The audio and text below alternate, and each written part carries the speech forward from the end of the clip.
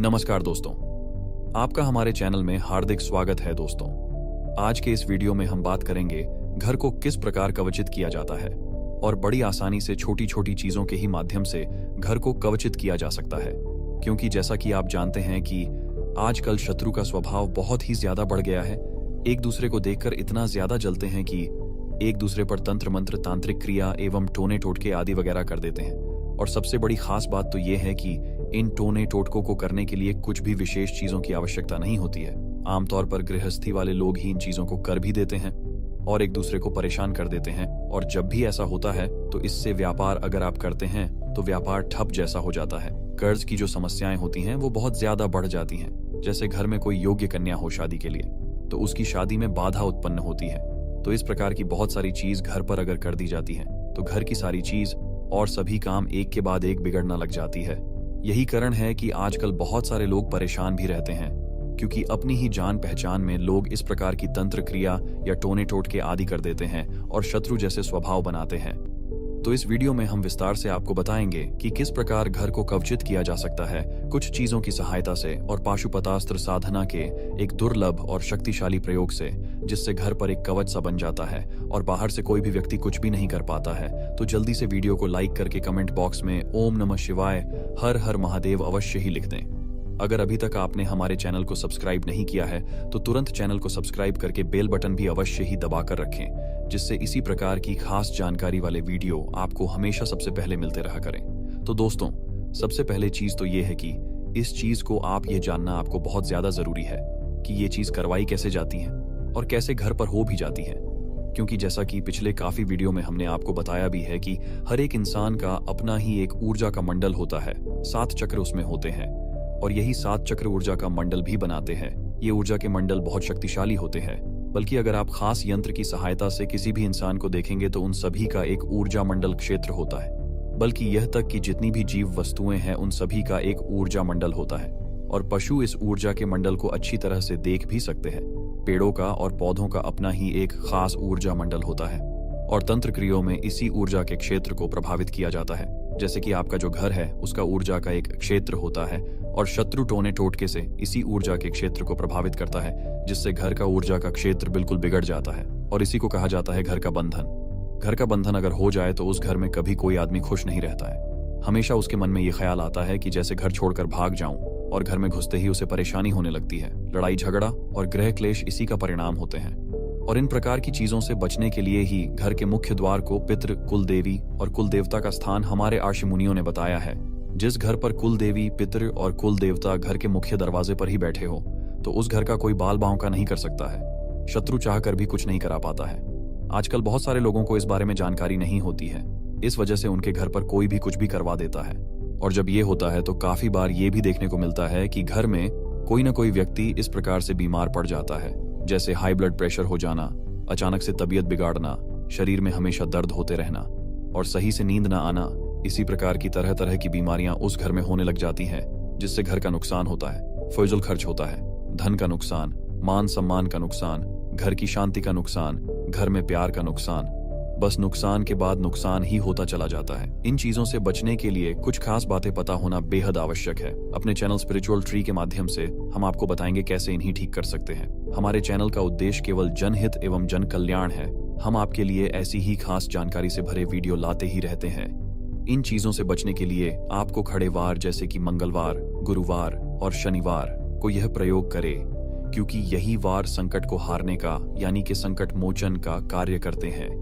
यह पाशुपतास्त्र साधना का एक महाशक्तिशाली प्रयोग है जो बेहद आसान है और इसी कोई भी कर सकता है। जिस प्रकार पशुपतस्त्र का कोई तोड़ इस दुनिया में नहीं है, बड़े बड़े साधक का यह अस्त्र है, उसी प्रकार का यह प्रयोग कार्य करता है। यह बहुत शक्तिशाली और प्रभावशाली है। जैसे जो लोग साधना करते हैं, नागा साधु हो, आर्षि मुनि हो या फिर किसी भी प्रकार का साधु, वो सब अपने आसपास एक पशुपतस्त्र का घेरा बनाकर रखते हैं और इसी के प्रभाव से बड़े बड़े जंगली जानवर भी उनके पास नहीं आ पाते हैं। शत्रु की तो मजाल क्या है, आप देख सकते हैं कि पशुपतस्त्र उन्हें हर संकट और बीमारी से बचाए रखता है, जंगली जानवर से बचाए रखता है। वह कहीं भी राजा की तरह आते और जाते रहते हैं। श्मशान को या फिर शेर की गुफा, अगर पशुपतस्त्र उनके पास है तो उनसे जंगली जानवर भी डरकर भाग जाता है। यह ताकत केवल पशुपतस्त्र की है। इसी की सहायता से उन्हें अकेले होकर भी डर नहीं लगता है, बल्कि आदमी भीड़ में भी डरा सा और सहमा सा रहता है। यही इस कवच की शक्ति होती है कि अपने साधक को कुछ भी नहीं होने देती है। वैसे तो पाशुपतास्त्र साधना बहुत ही ज्यादा गुप्त है, जो ऐसे ही किसी को नहीं बतानी चाहिए, लेकिन इसके छोटे से प्रयोग को हम निश्चित ही आपको बता देते हैं। तो दोस्तों, जब भी अगर आपको ऐसा लगता है कि आपके घर पर कोई कुछ करवा रहा है या आपके घर में परेशानी उत्पन्न कर रहा है, शत्रु परेशान कर रहा है, और खासकर कि इस चीज को देखें जो आपका बहुत ज्यादा करीबी रिश्तेदार बनकर दिखाता है और आपसे बहुत मीठे बोल बोलता है, लेकिन आपके ही घर में फूट डालता है, आपके ही बच्चों में, आपके परिवार में लड़ाई लड़वाता है। ऐसे करीबी रिश्तेदार बस मुंह पर मीठा बोल बोलकर आपको भड़काने और आपकी जिंदगी कितनी खराब है यही जानने आते हैं। आप उन्हें कुछ बताएंगे तो बस सभी परिवार वालों को वो आपस में भिड़ाने ही आते हैं कि देखो वो कितना गलत और ये कितना गलत, ऐसा बता बताकर वो दिमाग खराब कर देते हैं। ऐसे लोगों से आप बिल्कुल सतर्क रहा करें। ये बात आप समझा करें कि रिश्तेदार कितना ही मीठा बोले, कितना ही आपका बनकर दिखाए, पर है तो वो बाहर का ही आदमी ना, तो आप बिल्कुल सतर्क रहा करें। ये सब इसलिए ऐसा करते हैं क्योंकि ये लोग आपको बेइज्जत देखना चाहते हैं, आपको बिल्कुल लाचारी जैसा देखना चाहते हैं। आपके बच्चे किसी काम के नहीं हैं, इस प्रकार बस देखना चाहते हैं। आपके घर के लोग आपके किसी काम के नहीं हैं, इस प्रकार देखना चाहते हैं। तो अगर कोई भी बाहर का व्यक्ति आपको अपने परिवार के खिलाफ भड़काता है, आपका दोस्त और हितैषी बनता है, तो आपको तुरंत समझ जाना चाहिए कि यही सबसे बड़ा दुश्मन है, यही बस चोर है और यही दोषी भी है।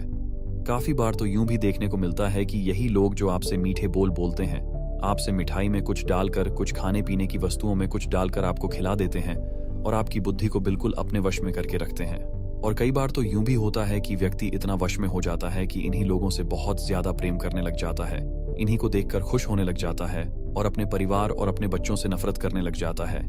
यही बस बुद्धि का बंधन है जो बिल्कुल पता नहीं लगता। वरना कौन इतना नालायक है इस दुनिया में जो अपने बच्चों को देखकर नफरत करे। तो इस बात को आप ध्यान रखा करें। और इस चीज को खुद देखने के लिए आप यह भी कर सकते हैं कि जब भी वह व्यक्ति अगर आपके घर में आता है तो आप एक साफ कागजी नींबू, बिल्कुल दाग रहित नींबू लेकर आ जाए और जहां पर उसके पैर पड़े हो वहां की मिट्टी थोड़ी सी निकाल ले और उठा ले, और उसके बाद ही किसी गमले में या घर पर गड्ढा खोदकर, अपने घर में ही आपको गड्ढा खोदना है या गमले में रखा जा सकता है। अगर आप गड्ढा नहीं खोद सकते हैं तब गमले में करें। वैसे अगर गड्ढा खोद के घर में अगर इस प्रकार किया जाता है तो तुरंत वह व्यक्ति पकड़ में आ जाता है। जहां पर उसके पर पड़े हो वहां की मिट्टी उठाकर उसे नींबू के साथ बांधकर गड्ढे में या किसी गमले में आपको दबा देना है और इसको 1 हफ्ते तक वहीं दबाकर रखना है और 1 हफ्ते बाद यह नींबू निकाल लेना है। वैसे बस 5 दिन बाद इसे निकाल सकते हैं आप। और यह देखें कि अगर वह नींबू लाल पड़ता है तो आप समझ जाए कि यही व्यक्ति कुछ ना कुछ करवा रहा है। और जब आपको इस प्रकार पता लग जाता है तो उसे व्यक्ति से बिल्कुल भी आपको डिस्कस नहीं करना है, क्योंकि अगर आप डिस्कस करते हैं तो वो और ज्यादा स्ट्रॉन्ग क्रिया को करवाता है और पहले से जो उसने कुछ क्रियाएं करवाई हुई हैं वो फिर आप काट नहीं पाते हैं। तो इस चीज से आप जान सकते हैं कि आप या आपके घर पर हुआ है कि नहीं हुआ है। और अगर वह व्यक्ति अगर आपके घर में नहीं आता है, आपको ये डर लगता है कि तंत्र क्रियाएं आपके घर में हो गई है, तो इसी प्रयोग से आप ये भी जान सकते हैं कि आपके घर पर बुरे शक्तियों का प्रभाव है कि नहीं है। ऐसे ही नींबू लेकर सभी लोगों के ऊपर से 21 बार उतार कर किसी भी गड्ढे में, घर में ही किसी भी गमले में इसे दबाकर आप खुद चेक करके देखें। अगर यह लाल पड़ जाता है तो आप तुरंत समझ जाइए कि घर पर तंत्र हुआ है। अब इससे बचाने के लिए आप ये कर सकते हैं कि किसी भी खड़े वार पर आप नीम के पत्ते ले आइए और इन पत्तों की राख को तैयार कर लेना, अर्थात इनको जलाकर इनकी भस्म को तैयार कर लेना और मंगलवार के दिन व्रत रख लेना अगर हो सके तो, वरना वैसे भी कर सकते हैं। घर का मुखिया अगर इस व्रत को रखते हुए प्रयोग करे तो ज्यादा प्रचंड रूप से प्रयोग होता है। नीम के पत्तों की राख बनाकर आपको अपने घर के ही शिवलिंग पर इसका लेप पूरे शिवलिंग पर करना है। नीम के पेड़ की जो तासीर होती है वह अंदर से ठंडी होती है। शिवलिंग पर इस प्रकार लेप करने के पश्चात पूरे दिन उसे लेप को वहीं पर लगाए रखना है और अगले दिन इस लेप को थोड़ा थोड़ा करके निकाल लेना है, यानी कि बिल्कुल सावधानी पूर्वक निकाल लेना है जिससे शिवलिंग को कोई नुकसान ना पहुंचे। और उसके बाद अपने घर के मुख्य द्वार पर इसी भस्म से ओम नमः शिवाय को लिख देना है और एक स्वस्तिक बना देना है। घर के मुख्य द्वार से लेकर खिड़कियां या जहां आपको लगे कि यहां सबसे ज्यादा नेगेटिविटी है तो वहीं पर इस राख से स्वस्तिक को बनाते जाना। घर की छत आदि सब जगह बना लेना। ऐसा करने से वहां पर एक कवच सा चढ़ जाता है। नीम के पत्तों में खास ऊर्जा होती है जिससे नकारात्मक ऊर्जा डर कर भागती है।